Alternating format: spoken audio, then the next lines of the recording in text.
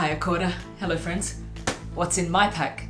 This is the Osprey Cirrus 36 litre.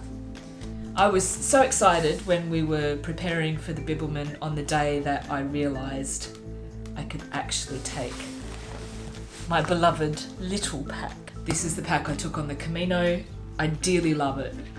It fits my body so beautifully, but the other reason I love it is pockets. Like Howie's pack and Osprey packs, I've got the anti-gravity, but my pack's a little bit different because I can load up the waistband, these tiny little pockets here. On this side, something we want to have easily accessible, personal located beacon. We've got the KTI. Make sure if you've got one that you do test it before you go and you know how to work it, and everybody that you're with knows where it is. Another absolute essential, my head net. I've got a Cedar Summit. It packs down very small. Also essential for me, lip balm. I carry an SPF 50 lip balm because I also use this as my sunscreen on my nose and my chin and my cheeks. Pretty much that's all I have showing when I'm walking, except for my fingers. Also in this pocket, one of my favourite things on trail, a bottle of tea tree antiseptic oil.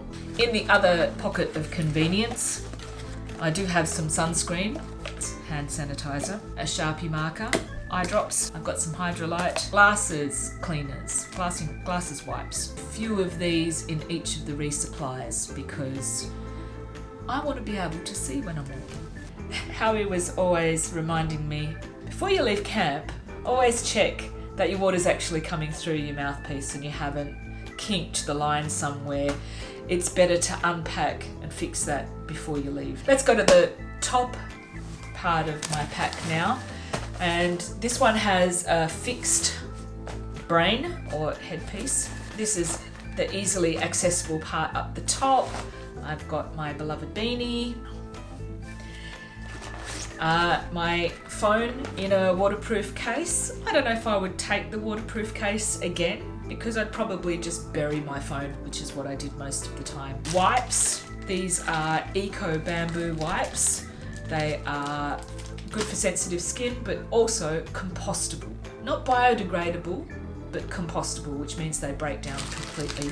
And very important to have accessible, the deuce of spades, some toilet paper, and we did have a couple of plastic bags, compostable, those dog waste bags we would carry with that as well. Also in here, currently empty, but I carried the drinks bag, which meant I had coffee and tea while Howie. Who's Harry? Harry's back! I don't know where Harry went. I just called you Harry. Howie carried the food. My pack weighs a little bit more than Howie's because it has so many pockets and straps and things on, but that is what I love about it. Okay. Inside here, there's a net bag. Let's start with the towel. It's a Cedar Summit Airlight towel. It's a microfiber towel, incredibly light. Soaks up water really quickly, but also dries if I had any problems with swelling in my lower legs, around my ankles or my calves, and I would wet this, wrap it around my legs and elevate them. This is my ditty bag, my personal bag. It's a Kathmandu dry bag. I've got some toiletries in here, toothpaste, moisturiser and face wash, earplugs, more medication, toothbrush, and yes, we did cut them, mostly to fit them in the bag a bit better, and also just because we wanted to be like hiker cliche.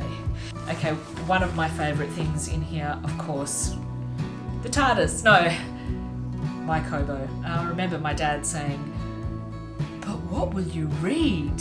As if walking 1,000 kilometres wasn't enough to do. I cannot actually be without a book, so the Kobo brings the world of books with me, and also functions as a light inside the tent.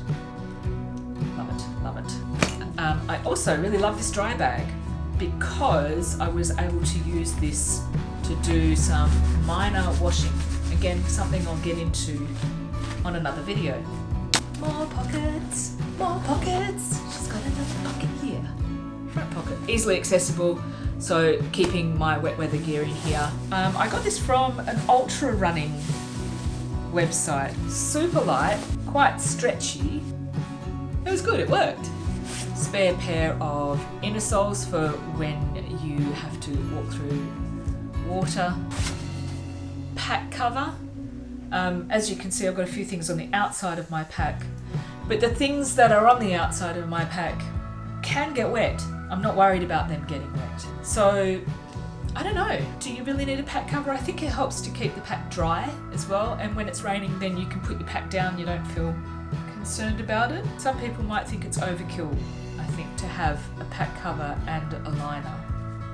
That's up to you. Same rain pants that Howie's got, the OMS. They are great in that they are really, really light, but honestly, I wouldn't take them again. Take them off, put them on again.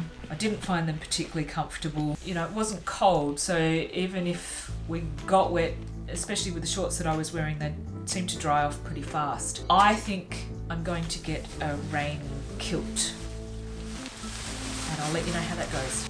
I also have a cheap $2 brolly. This is great when it's raining, not so much to carry it and use it, but for more when you want to stop and you get to sit down and just take a break from being wet, and also just to run to the toilet from the hut.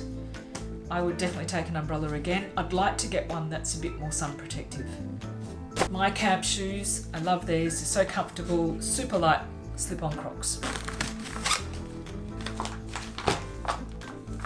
Platypus 1 litre soft bottle, great. Right, sitting right on top, first aid kit. This is in a Cedar Summit dry sack.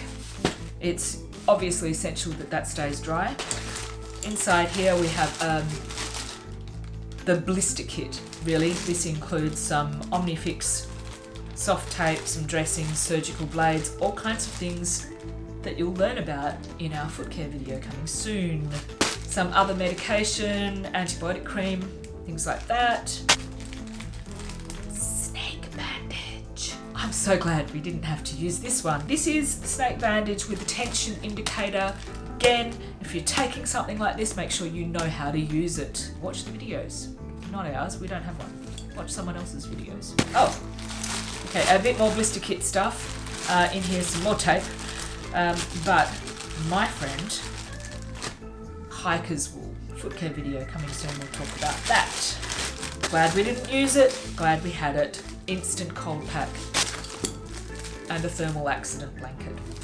The main part of my pack is lined with a Cedar Summit 35 litre dry sack. Stuffed in at the top, a lovely comfy Uniqlo puffer. It's down, important that you keep it dry. If we were hiking in different conditions, I might consider acrylic rather than down, because this would be a bit sad if it was wet. My sleeping bag. I love my sleeping bag. I don't recall being cold at all. I do remember being a bit hot actually, so I frequently slept with the zippers open on this, or just using it like a duvet. Or did I just duvet? Yeah, you said Oh, duvet. doona. Alright. I'm getting to you. Only taken 22 years. I've got a Cedar Summit sleeping bag. It is the Journey JO1 for -1 Celsius. It is the female bag. And so the women's bag is shaped and stuffed slightly differently to the men's, so that it keeps you warm in the places where you get cold a bit more. We love it. Silk liner. As I said before, I mostly got hot, and I found the silk liner quite restrictive to sleep in, and actually quite sweaty as well. So we did end up putting our mattresses inside these liners. Not sure why, but it did help to reduce the noise of the mattresses a little bit, I think. And I guess because I had my I had my sleeping bag open, this functioned like a bottom sheet. I'm not sure I would bother with it again. Controversial. Also in here, I've got some clothes now. Merino leggings, Mountain Design. Merino t-shirt, and this is awesome. It's from Aldi. Shorts. Actually, most of the time I was wearing these when it was hot, and not these pants. I tended to wear these around camp a bit more. I did have a merino thermal long sleeve, and I actually swapped it out at our first resupply for this, which is just a lightweight, old, misshapen hiking top that is incredibly comfortable to sleep in. I've got a laundry bag because we did use that sometimes in town when we were doing our laundry. I wear men's undies when I'm hiking. Uniqlo Aeras and Briefs, really comfortable, no wedgies. I also wear a Uniqlo kind of bra thing. It's not much of a bra. If you need a lot of support, it's not going to do it for you. It doesn't cause any kind of digging or pinching when I'm wearing my pack. And socks, which is a whole story for me that I'm not going to get into now. I have three. Whole story, yeah. I have 3 different pairs of socks. I got my Mountain Design hiking socks. I've got some little merino icebreakers. I really love them. And I also have this beautiful pink pair of compression socks that I sometimes wore them hiking, but more often used at the end of the day, putting them on and walking around or wearing them for a while around camp for recovery, to prevent leg pain and swelling. This is important. All right, here's the liner, and here is our sleep system. It's all Cedar Summit stuff. The little pillows. One of them kind of died, so it blew out when we were on track, and now it's just one big. How you like these, don't you? I find them a lot more comfortable, half inflated. So by the time you rest your head on them, it sort of it firms them up. Yeah, I agree. I don't know. If you've got a better idea than inflatable pillows, lightweight, let me know, because I'm not stoked on them. Okay, these are our mats. Now, they're great, and they're not. They're inflatable, they're pretty light, and they inflate with this sack here, but are they comfortable? No. We did discover that what would happen is we'd get to camp, set up our tent and set up our beds, and then go to bed and toss and turn like a rotisserie chicken all night. We discovered that the mats were deflating slightly in the time between setup and going to bed. So just before going to sleep, we would reinflate them, and they were heaps better.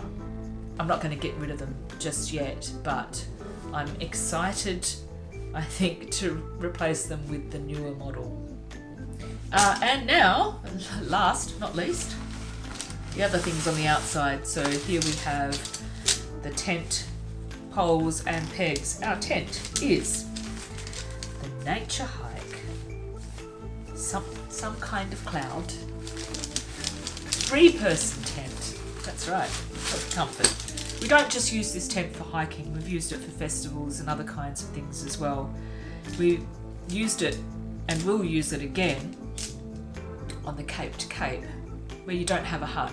So it's good to keep all your stuff inside the tent if you can. Let's find the rest of the tent from here or down here.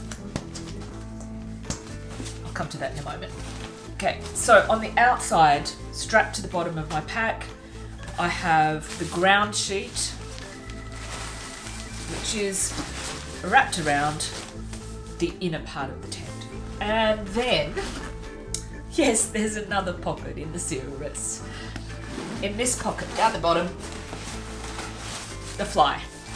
Now, at some parts of the hike, particularly when there were very big huts and not many people around and very wet weather, we tended just to put up the inner part of the tent inside the hut, and the fly just stayed in the bottom of my pack. I've heard some people have experienced problems with condensation with nature hike tents. This is a freestanding tent, and with the separate inner and fly, we tend to have the fly door held open, partly because you get to experience a bit more of the outdoors, and also just to prevent that condensation build up inside the tent.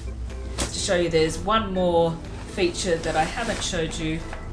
Not very useful on the Bibbulmun because I had I was using the inner liner, but there is another access zip here into the main compartment. I did use that a lot on the Camino, and this bottom pocket is quarantined from the rest of the bag, so it's a kind of dirty section down there if you need it to be. Butt pads. We got these a very long time ago. I think we got them for a couple of dollars off Alibaba online, so they're very cheap. They're great for taking a break and sitting on a wet log or in a burnt out area where it's very charred and charcoaly. They're really good, but they're also great to make a little mat out the front of your tent. So in the vestibule part there, when you're taking your shoes off, that moment when you're in your socks and not yet in the tent, you can stand on that or kneel on this to get in and out. It's just great to help prevent a lot of extra dirt coming into the tent. Here are some things that were on me. Oh, no, one more thing that I forgot. In the top of my bag, I would always have the map for that section. Now, in my pockets, the pockets of my shorts or pants, I would carry the guide, because I love the guide, my GoPro, a buff, my hat. This hat is a Sunday afternoons hat. Fantastic. I love the way it just covers almost everything and is adjustable, so it, I think, only flew off or threatened to fly off once, and then there's a chin strap for that moment. My poles, my famous broken and repaired pole. Thanks again, Brian. The pacemakers. I don't have an ACL in my left knee. I could not walk long distances without these poles. But it is important if you use them that you know how to use them. I recommend them. These are both practically useful and psychologically useful. The Cedar Summit Quagmire gaiters obviously helped me to overcome my fear of snakes, except that the first snake that I properly saw on the trail, I saw when I was wearing my camp shoes and not my gaiters. It can be quite hot wearing the gaiters, which is why I switched from wearing these pants into wearing the very lightweight shorts, and I would do that again. I'd stick with lightweight shorts and gaiters. And finally, my shoes, the Ultra Olympus, but shoes are a story for another day. Before you go on a long walk, it's a good idea to do some training. Fully loaded pack, single leg lifts. Oh, a bit wobbly. Let's have the rocky music, Howie. Da da da da. Actually, I might find it and put it over it. Da da da da da da. Hardcore training music. Da da da da da da. Da da da da da da da da da da da.